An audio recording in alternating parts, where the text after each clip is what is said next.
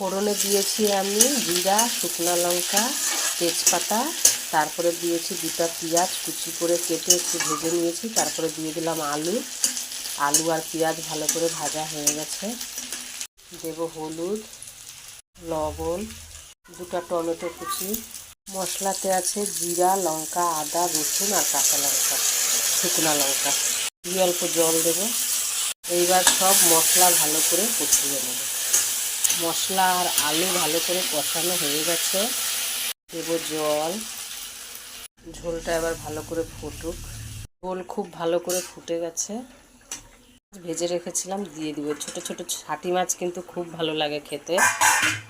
আজকে আমি শাটি মাছ দিয়ে এই যে পেঁয়াজ আর আলু দিয়ে একটু চচ্চড়ির মতো করেছি। এটা খুব ভালো লাগবে খেতে। অল্প গরম মশলা দিব, ভালো লাগবে। এবার আমি নামিয়ে নেব। একটু ঝোল ঝোলই রেখেছি। শাটি মাছের তরকারি হয়ে একদম রেডি। দেখেন।